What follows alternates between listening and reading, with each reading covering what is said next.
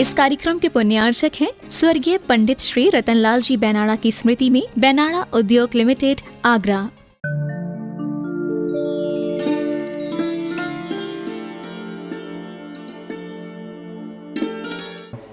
श्वास रुकता है बाहर का बाहर, भीतर का भीतर। लो कुंभक प्राणायाम अपने आप घटित हुआ।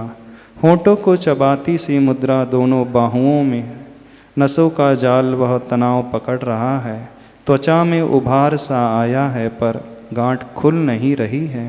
अंगुष्ठों का बल घट गया है, दोनों तर्जनी लगभग शून्य होने को है और नाखून खूनदार हो उठे परंतु गांठ खुल नहीं रही है। इसी बीच सेवक को सेवा देकर उपकृत करो स्वामिन, यूँ दांतों का दल शिल्पी को कह उठा। और यह समयोचित है स्वामिन, हमने यही नीति सुनी है कि बात का प्रभाव जब बलहीन होता है, हाथ का प्रयोग तब कार्य करता है, और हाथ का प्रयोग जब बलहीन होता है, हथियार का प्रयोग तब आर्य करता है। इसलिए निःशंक होकर दे दो रस्सी इसे स्वामिन। और रस्सी प्रेषित होती दंत पंक्ति तक की, तुरंत शूल का दांत सब दांतों से कह उठा कि हे भ्रात, इस गांठ में संधि स्थान की गवेषणा तुम नहीं कर सकते। और दाहिनी ओर का निचला शूल गांठ का निरीक्षण करता है, चारों ओर से सर्वांगीण और अविलंब उस संधि की गहराई में स्वयं को अवगाहित करता है। दाहिनी ओर के उपरिल शूल का सहयोग ले। दोनों शूलों के चूल परस्पर मिल जाते हैं और उन शूलों के सबल मूल परस्पर बल पाते हैं। फिर भी इस पर भी गांठ का खुलना तो दूर, वह हिलती तक नहीं, प्रत्युत शूलों के मूल ही लगभग हिलने को है और शूलों की चूलिकाएं टूटने भंग होने को है। लो मार्दव मसूड़े तो इस संघर्ष में छिल छुल गए हैं, उनमें से मांस बाहर झांकने को है। घटती इस घटना को देख कर रसना भी उत्तेजित हो बोल उठी कि ओरी रस्सी, मेरी और तेरी नाम राशि एक ही है, परंतु आज तू रस सी नहीं है, निरी नीरस लग रही है। सीधी साधी थी अब तक, दादी दीदी सी मानी जाती थी, उदारा अनुदरा सी अब सरला नहीं रही तू। घनी गठीली बनी है और घनी हटीली बनी है। हट छोड़कर गांठ को ढीली छोड़, अन्यथा पश्चाताप हाथ लगेगा तुझे। चंद पलों में जब अविभाज्य जीवन तेरा विभाजित होगा दो भागों में, और इस निंद कार्य के प्रति छी छी थू थू कहे धिक्कारती सी रसना गांठ के संधि स्थान पर लार छोड़ती है। परिणाम यह हुआ कि रस्सी हिल उठी अपने भयावह भविष्य से, और कुछ ही पलों में गांठ भीगी, नरमाई आई उसमें। ढीली पड़ी वह, फिर क्या पूछो, दांतों में गरमाई आई सफलता को देखकर। उपरिल और निचले सामने के सभी दांत तुरंत गांठ को खोलते हैं। अब रस्सी पूछती है रसना को, जिज्ञासा का भाव लो कि आपके स्वामी को क्या बाधा थी इस गांठ से। सो रसना रहस्य खोलती है, सुन रही रस्सी, मेरे स्वामी संयमी हैं, हिंसा से भयभीत और अहिंसा ही जीवन है उनका। उनका कहना है कि संयम के बिना आदमी नहीं, यानी वही आदमी है जो यथा योग्य सही आदमी है। हमारे उपास्य देवता अहिंसा है, और जहाँ गांठ ग्रंथि है वहाँ निश्चित ही हिंसा छलती है। अर्थ यह हुआ कि ग्रंथि हिंसा की संपादिका है और निर्ग्रंथ दशा में ही अहिंसा पलती है, पल पल पनपती बल पाती है।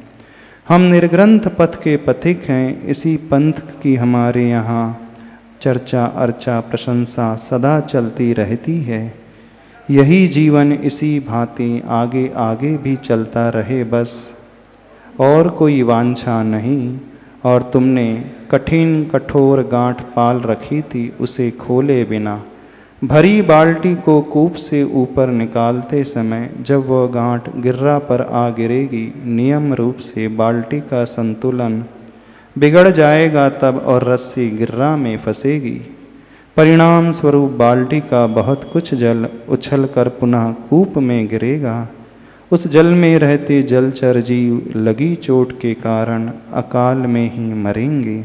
इस दोष के स्वामी मेरे स्वामी कैसे बन सकते हैं? इसीलिए गांठ का खोलना आवश्यक ही नहीं, अनिवार्य रहा। समझी बात? ओरी रस्सी बावली कहीं की मेरी आली। पहला खंड पूरा हो गया है।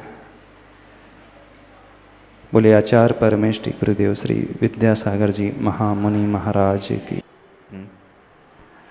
उन प्रभु की भक्ति से जुड़ने का है, जिस भक्ति के माध्यम से हम सब कुछ पा सकते हैं। इस मूक माटी महाकाव्य में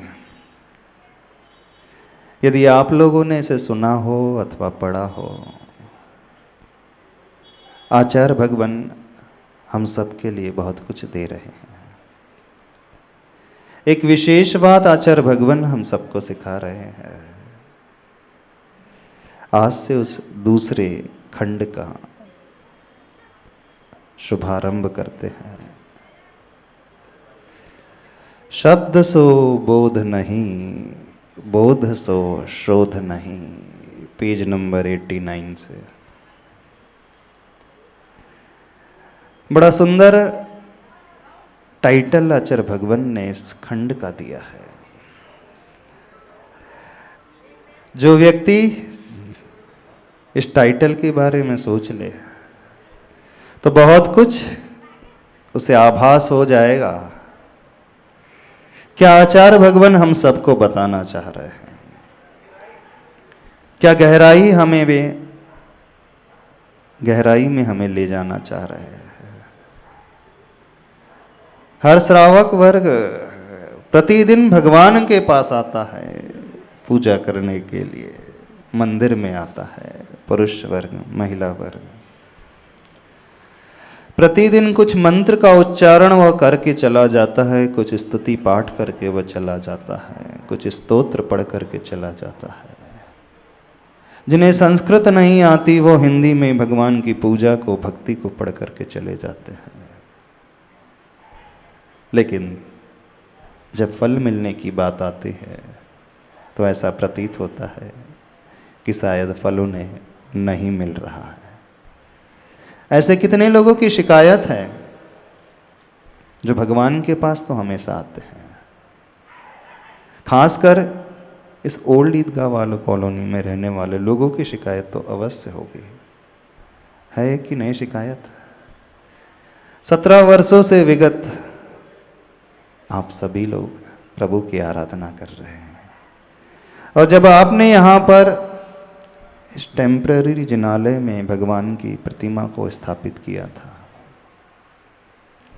यही सोच करके स्थापित किया था चल प्रतिमा को, कुछ दिनों तक हम भगवान की आराधना करेंगे और बहुत शीघ्र प्रभु का जिनालय बन करके तैयार हो जाएगा। लेकिन हुआ वह नहीं जो आप चाहते थे, और ऐसा एक के साथ नहीं, दुनिया में अधिकांश लोगों के साथ हो जाता है। मात्र यहीं की बात कर रहे हैं ऐसा नहीं है। जो जहां भी रहते हैं, जब भी वो प्रभु के पास जाते हैं, उनका चेहरा मायूस ही नजर आता है, और एक वो शिकायत करके चले जाते हैं, भगवान हमें कुछ देते नहीं हैं, अथवा यूं कहें भगवान की भक्ति से, भगवान की शांति धारा से, भगवान के विधान से, पूजन से मिलता सा नहीं है। बहुत बड़ी बड़ी बातें मुनिराज सुनाते हैं, आचार्य भगवान कहते हैं, लेकिन पता नहीं क्यों ऐसा लगता है कि वे सिर्फ बातें हैं, प्रैक्टिकल लाइफ में उसका कोई असर देखने में आता नहीं। बिल्कुल सही कह रहे हैं कि नहीं? क्यों रिंकू जी, बता दो थोड़ा सा। हाँ, सही कह रहे हैं कि गलत कह रहे हैं? थोड़ा आप लोगों से हम जान लें, पहचान लें आप लोगों। ऐसी धारणा कितने लोगों की है? हाँ, हाथ तो खड़े कर लो, अभी पता चल जाएगा कितने लोगों की ऐसी धारणा है। नहीं है धारणा, नहीं मिला ना कुछ।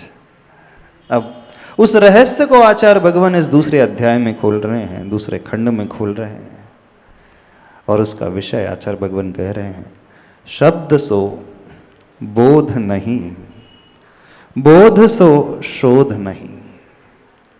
बोध का अर्थ है ज्ञान और शोध का अर्थ है रिसर्च, आप जिसे जानते हैं।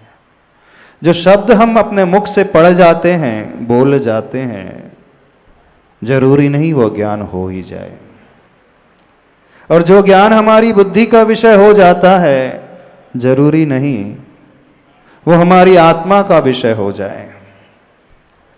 उसे ऐसे समझना, शब्द हमारी इंद्रियों का विषय होता है, बोध ज्ञान हमारी बुद्धि का विषय होता है, और शोध हमारे भावों, हृदय, आत्मा का विषय होता है।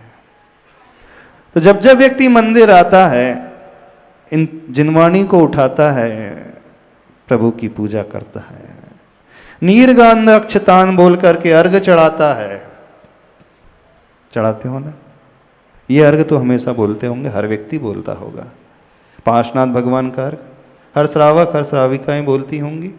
और कोई पूजा करो अथवा ना करो, जहां मूल नायक पार्श्व प्रभु हैं, ये अर्घ तो शायद सभी बोलते हैं। तो हमें एक बात बता दो, जिस अर्घ को आप बोलते हो, क्या वो आपकी आंखों का विषय बनता है? क्या आपकी वो बुद्धि का, दिमाग का विषय बनता है? अथवा आपके हृदय का विषय बनता है? अभी पिक्चर एकदम क्लियर हो जाएगी, क्रिस्टल क्लियर हो जाएगी। जिन अर्घ को लेकर के आप प्रभु के आगे चढ़ाते हो, जो शब्द आपके मुख से निकलते हैं, कौन सी इंद्री का विषय बनता है? सो चक्षु इंद्री का विषय बनता है, ऐसे ही है ना?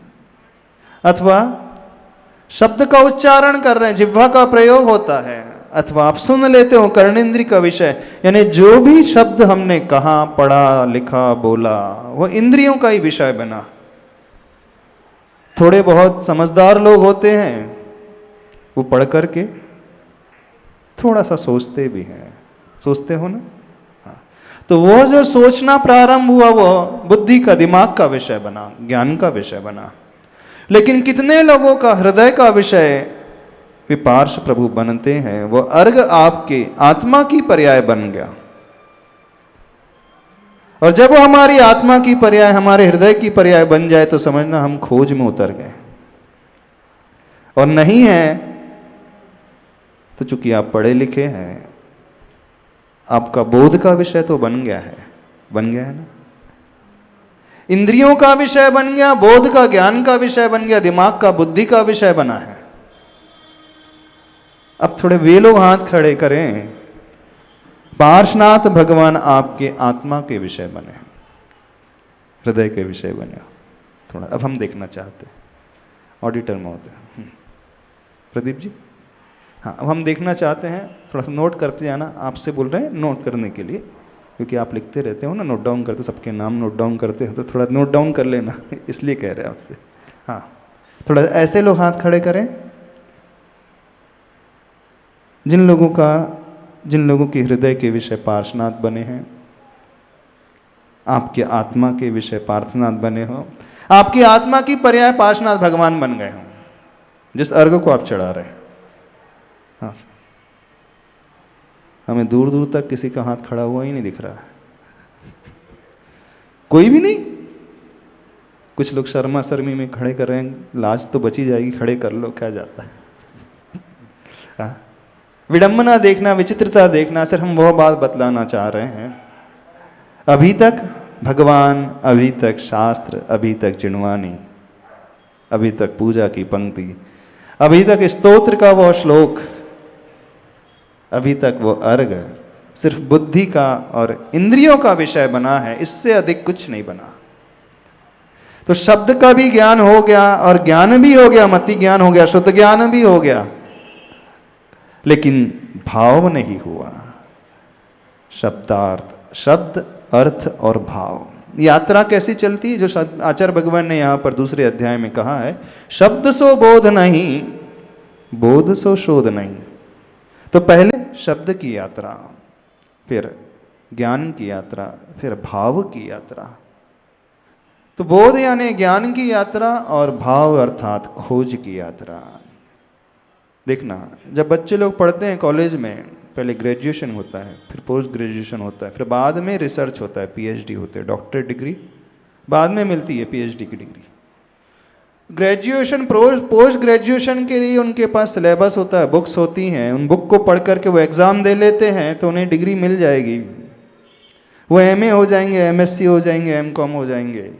लेकिन जब खोज की बात आती है, डॉक्टरेट डिग्री की बात आती है, पीएचडी की बात आती है, उसके लिए कोई बुक्स नहीं होती है, उसके लिए स्टूडेंट को रिसर्च करना पड़ता है, लाइब्रेरी में बहुत सारी पुस्तकों को खोल करके देखना पड़ता है, बहुत सारी रेफरेंस बुक को आलम्बन लेना पड़ता है, फिर वो उसका मौलिक चिंतन होता है, उसके हृदय से निकल करके आता है, तब कहीं जाकर के 4 वर्ष 5 वर्ष के बाद उसे पीएचडी की डॉक्टरेट डिग्री का अवार्ड मिलता है। ऐसी है ना?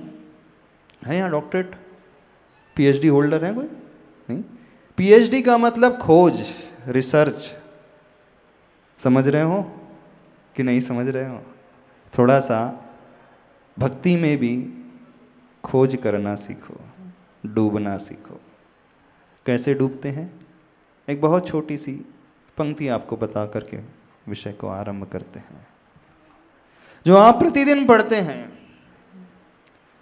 पूजा करने के पहले पढ़ते हैं, और हिंदी की पंक्ति है, विनय पाठ पढ़ते हैं ना सभी लोग पूजा कर, उसमें एक पंक्ति आती है, तुम बिन मैं व्याकुल भयो जैसे जल बिन मीन। सभी लोग पढ़ते हैं। क्या अर्थ हुआ इसका पंक्ति का? हाँ? प्रभु तुम्हारे बिना मैं वैसे ही व्याकुल हो रहा हूँ, आकुल हो रहा हूँ, तड़प रहा हूँ, जैसे जल के बिना वो मछली तड़पती रहती है, उछलती रहती है। उस मछली की सिर्फ एक ही आकांक्षा रहती है, कब मुझे वो ऑक्सीजन मिल जाए, प्राणवायु मिल जाए, प्राणवायु मिल जाए, कब मुझे वो जल मिल जाए जहां जाकर के मैं सुरक्षित रह सकूं, अपने जीवन को बचा सकूं। और हर श्रावक इस पंक्ति को पढ़ता है। पढ़ते हो? कभी आपके भीतर वो तड़पन जागी? अच्छा, कितने लोगों के भीतर वो तड़पन जागी, प्रभु के बिना भगवान मैं बहुत आकुल व्याकुल होता हूं, जब आप नहीं मिलते हैं, जब आप नहीं दिखते हैं, जब मैं आपकी पूजा नहीं कर पाता हूं, जब आपके दर्शन नहीं कर पाता हूं, मैं बड़ा व्याकुल होता हूं। होते हैं? बताओ तो सही, कितने लोगों को आकुलता होती है, नींद ही नहीं आती रात को, भगवान के दर्शन ना मिले तो, हाँ? भोजन ही नहीं करा जाए, पानी ही ना पिया जाए, बड़ा कष्ट हो रहा है। बोले क्यों कष्ट हो रहा है? आज प्रभु नहीं मिले हैं, आज प्रभु का अभिषेक नहीं मिला, आज प्रभु की पूजा मैं नहीं कर पाया, आज मैं उन भावों में डूब नहीं पाया, डुबा नहीं पाया अपने आप को।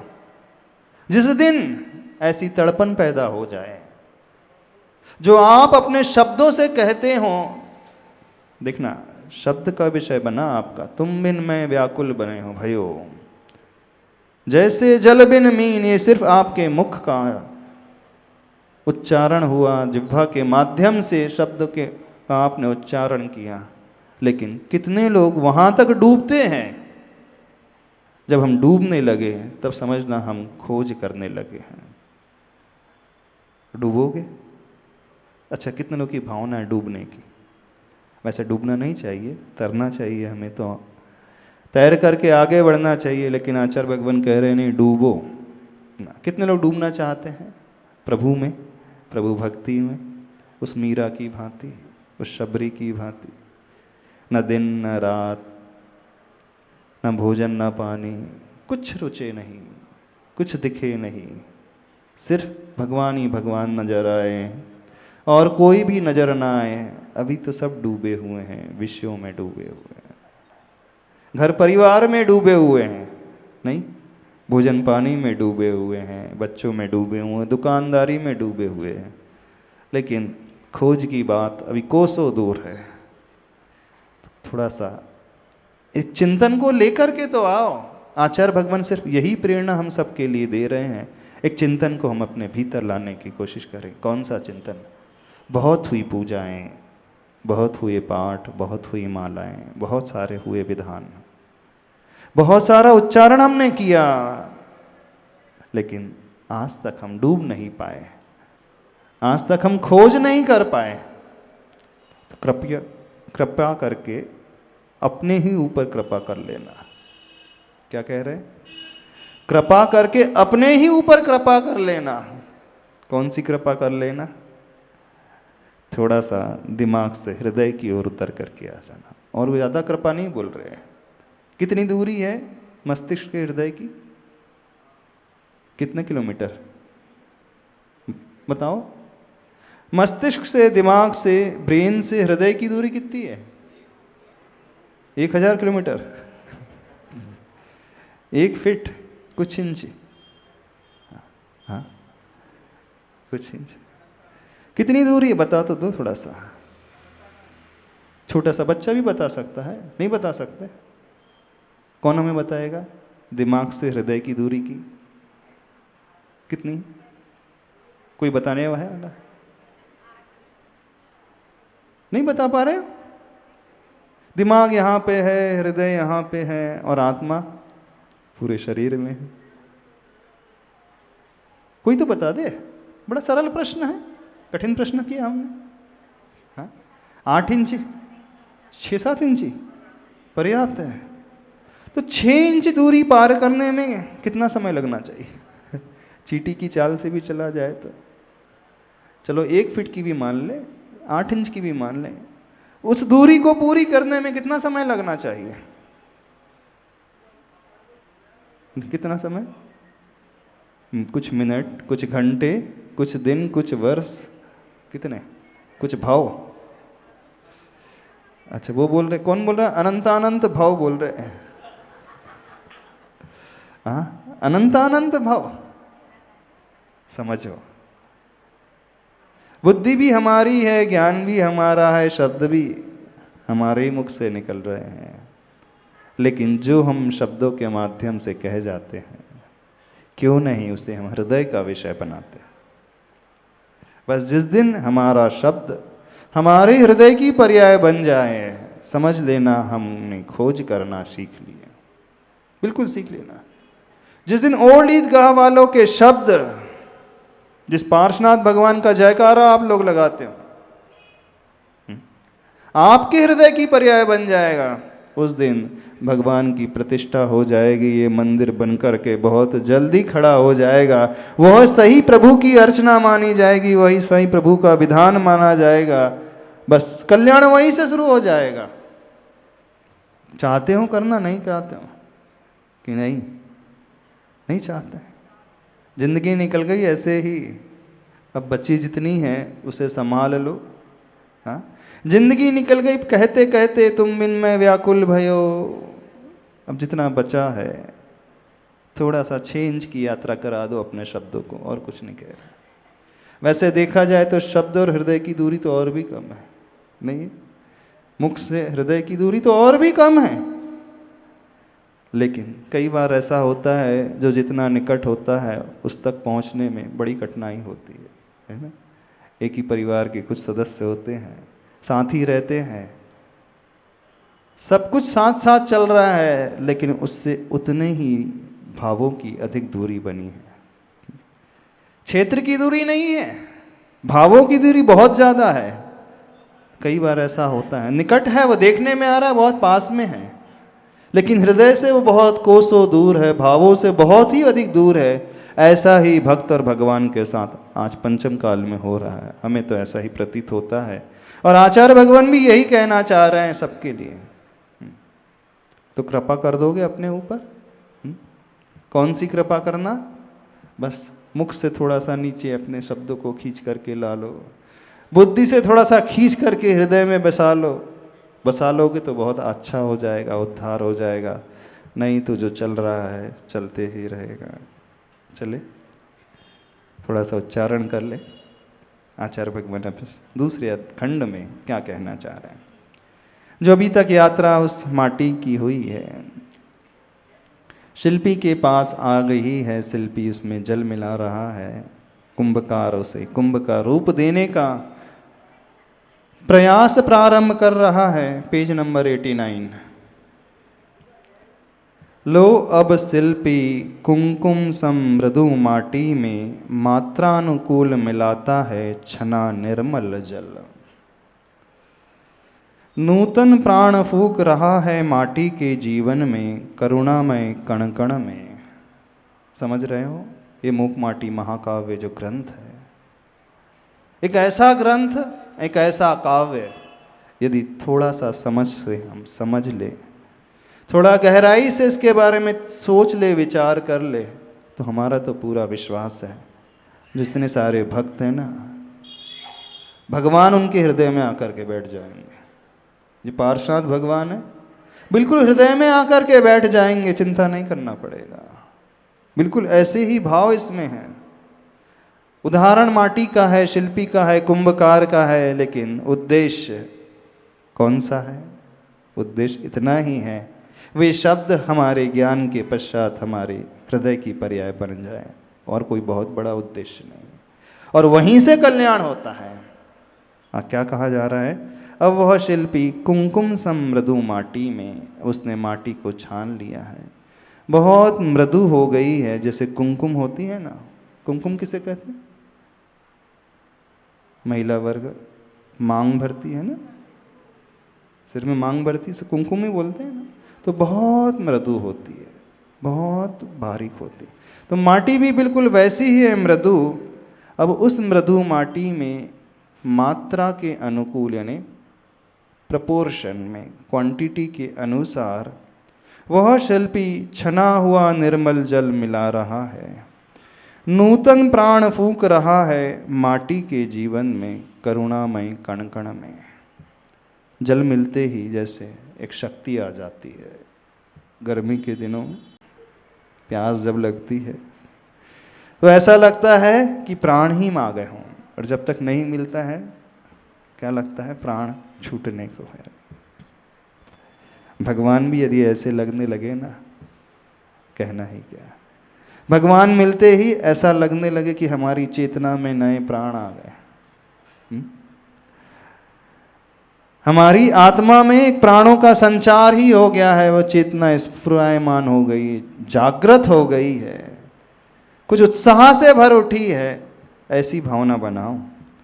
वो प्रत्येक कण में, वो करुणामय कण में, माटी के जीवन में उन नूतन प्राणों को फूंक रहा है जल मिलाकर। अलगाव से लगाव की ओर एकीकरण का आविर्भाव और फूल रही है माटी। जल सत्ता का स्वभाव था वह भाव, इस समय अनुभव कर रहा है ठहराव का। माटी में, माटी के प्राणों में जा पानी ने वहाँ नव प्राण पाए हैं। ज्ञानी के पदों में जहाँ अज्ञानी ने जहाँ सब ज्ञान पाया है। अस्थिर को स्थिरता मिली, अचिर को चिरता मिली, नव नूतन परिवर्तन। क्या उपमा दी जा रही है? बहुत सुंदर उपमा दी जा रही है। जब माटी में जल मिलाया जाता है तो वो कैसा है? अलगाव से लगाव की ओर। जल अलग था, माटी अलग थी, दोनों में भिन्नता थी। अलगाव मतलब जहाँ लगाव का अभाव होता है, जहाँ अटैचमेंट का अभाव होता है, जुड़ाव नहीं होता है। किसी से जब द्वेष हो जाता है ना, तो बोलते हैं अलगाव हो गया है। तो उस अलगाव को त्याग करके लगाव वाला भाव, एकीकरण का आविर्भाव, और फूल रही है माटी। कभी आपके हृदय की माटी फूलती है? नहीं। जिन जिन लोगों से आपका अलगाव है, किन किन लोगों से है? द्वेष वाला अलगाव, डिटैचमेंट होना अलग है, वो तो अच्छा माना जाता है, हम उससे जुड़े नहीं हैं, हमारा राग नहीं है। लेकिन जो द्वेष वाला भाव आ जाता है, जिससे आप नहीं चाहते हो, अथवा जिससे आपकी नहीं पटती है, आपस में मनमुटाव सा रहता है, खिंचाव सा रहता है, देखना पसंद नहीं करते हो, होता है। कई लोग होंगे आपके जीवन में, नहीं है? एक भी नहीं है ऐसा कि इससे लगाव ही नहीं, अलगाव है, बैर का भाव है, द्वेष का भाव है। हाँ? जब आप प्रभु के पास आते हो, मंदिर में आते हो, क्या सीखते हो भगवान से? चलो पूछ लेते। उनके दर्शन करते हो, उनकी पूजा करते हो, अर्घ चढ़ाते हो, क्या पाते हो भगवान के पास आकर के? एक औपचारिकता निभाते हो, उसके अलावा कुछ नहीं, फॉर्मेलिटी कुछ करते हो, औपचारिकता बस। हमें तो ऐसा ही लगता है, अन्यथा नहीं लेना, अदरवाइज नहीं लेना आप लोग। अब जो दिखता है सो हम बता रहे हैं। क्यों सत्येंद्र जी, गलत तो नहीं कहा जा रहा है? ऐसा क्यों लगता है, ऐसा क्यों होता है? सब औपचारिकता ही निभा करके चले जाते हैं, एक फॉर्मेलिटी निभा करके प्रभु के पास आकर के चले जाते हैं। होना तो ये चाहिए वो जुड़ाव का भाव, लगाव का भाव, प्रभु से भी और उसके प्रति भी जिसके प्रति अभी तक द्वेष अंदर ही अंदर पल रहा है, चल रहा है। नहीं चल रहा है, वर्षों निकल गए। वो एकीकरण की प्रक्रिया, एकमिक होने की भाव। कैसे धर्म समझोगे, कब समझोगे? इस भाव में समझ जाओगे कि अगले भाव में? इस भाव में समझ जाओगे? हाँ, भगवान पार्श्वनाथ को देख करके नहीं समझोगे। भगवान का विधान करके तो समझ जाओगे कि नहीं? कि वो भी नहीं समझोगे। विधान करने की बात चल रही है, जिन सहस्त्र नाम विधान करने की, हजारों नामों से प्रभु का गुणगान करने की बात चल रही है, वह विधान की पंक्तियां भी, जिन सहस्त्र नाम भी हमारे शब्दों का विषय न बन पाए, मात्र इतना ही कहना है। इस संकल्प से प्रभु की भक्ति, इस संकल्प से प्रभु का जुड़ाव, प्रभु से जुड़ाव, कि हमारा अलगाव जिनसे है वह दूर हो जाए। समझ रहे हो? नहीं समझ रहे हो? नहीं समझ में आ रही? हम बहुत कठिन बोलते हैं क्या? हाँ, कि हमारी बातें समझ में नहीं आती। हाँ, फ्रेंच में बोल रहे हैं? कौन सी भाषा बोल रहे हैं? फ्रेंच में बोल रहे हैं, उर्दू में बोल रहे हैं, जैपनीज में बोल रहे हैं, कौन सी भाषा में बोल रहे हैं? हाँ, कौन सी लैंग्वेज है? समझ में आ रही होगी, बहुत सिंपल है। जब समझ में आता है, शब्दों के माध्यम से कर्णेंद्री का विषय बन रहा है, तो उसे हृदय का विषय क्यों नहीं बनाते हो? बनाओगे कि नहीं बनाओगे? कोशिश करो। अलगाव से लगाव की ओर एकीकरण का आविर्भाव, और फूल रही है माटी। जल तत्व का स्वभावता व भाव इस समय अनुभव कर रहा है ठहराव का। जो जल का स्वभाव होता है, बहना होता है, लेकिन कभी कभी वो रुक भी जाता है, दूसरों के लिए रुकना पड़ता है ना? चंद समय के लिए ठहरना पड़ता है, अपने स्वभाव में भी थोड़ा सा परिवर्तन लाना पड़ता है। रुकना स्वभाव नहीं, आगे बढ़ना, चलते चले जाना है। लेकिन इस समय वो जल ठहराव का अनुभव कर रहा है, भाव को भूल करके। क्यों? उस माटी को जो फुलाना है, पर का कल्याण करने के लिए, पर का उपकार करने के लिए, थोड़ा बहुत प्रतिकूल हो तो भी सहन करना पड़ता है अपने, नहीं होता है? पर के उत्थान के लिए, पर के कष्ट को दूर करने के लिए, जो स्वभाव नहीं था उसे भी स्वीकारना पड़ा जल को, क्योंकि जल का स्वभाव बहने वाला था। लेकिन नहीं, यदि मैं इस समय रुकूंगा नहीं, माटी में मिलूंगा नहीं, तो माटी में वो रूप नहीं आ पाएगा।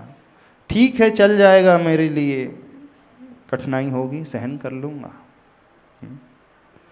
लेकिन आप लोगों के साथ कभी नहीं होता होगा, शायद होता है।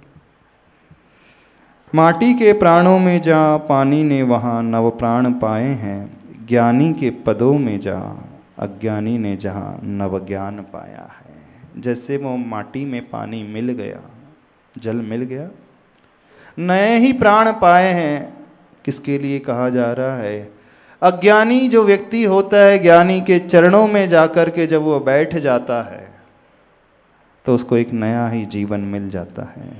तो ज्ञानी के पदों में अज्ञानी ने जहां नव ज्ञान पाया है। आप ज्ञानी के पास जाकर के, विद्वान के पास जाकर के, गुरु के पास जाकर के क्या पाते हो? कुछ पाया है कि नहीं? हाँ, तभी हम पा सकते हैं जब अपने आप को हम अज्ञानी मानेंगे। अपने अहम को लेकर के जाएंगे तो कुछ नहीं पाओगे। गुरु से भी कोरे हाथ लौट करके आ जाएंगे।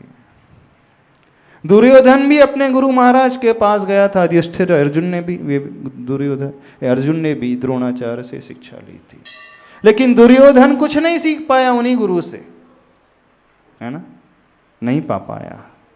अर्जुन, युधिष्ठिर ने बहुत कुछ पा लिया, सारी शिक्षा, सारी कलाएं, सारा ज्ञान, सब कुछ पा लिया। तो वो अज्ञानी ज्ञानी के चरणों में जाकर के जैसे कुछ पा जाता है, बशर्ते समर्पण उसके भीतर हो। ठीक वैसी ही यात्रा यहाँ पर चल रही है। वे पाप जल जो है माटी के पास जाकर के नवीन प्राणों को ही पा रहे हैं। कैसे? जैसे ज्ञानी के चरणों में बैठ करके हम अज्ञानी नवीन ज्ञान पा जाते हैं। अस्थिर को स्थिरता मिली, अचिर को चिरता मिली, नव नूतन परिवर्तन। जो जीवन बड़ा चंचल था अभी तक, स्वभाव बड़ा भटकने वाला था, अस्थिर था, ज्ञानी के चरणों में जाकर के, गुरु के चरणों में जाकर के हमारी अस्थिरता, चंचलपना, भटकाव लिया हुआ जो स्वभाव था उसमें स्थिरता आ गई। जो मन चंचल था, इधर उधर भाग जाता था बार बार, जब गुरु के पास जाते हैं तो हमारा मन बिल्कुल उसमें भी सुधार आता है। आता है कि नहीं आता? आप लोगों ने अनुभव किया कभी? आपका मन थोड़ा कंट्रोल होने लगा।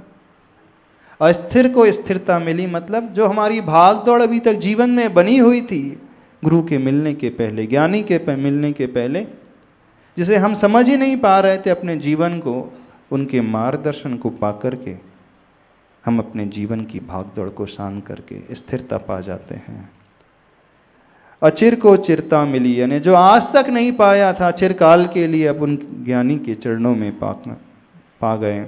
नव नूतन परिवर्तन, नया ही, नूतन ही, जो आज तक नहीं मिला, परिवर्तन। आचार्य भगवान के पास जो व्यक्ति जाता है ना,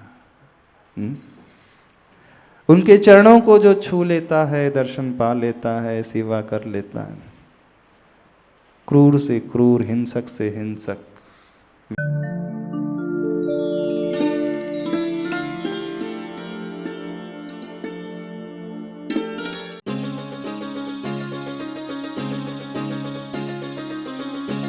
इस कार्यक्रम के पुण्यार्चक थे स्वर्गीय पंडित श्री रतनलाल जी बेनाड़ा की स्मृति में बेनाड़ा उद्योग लिमिटेड, आगरा।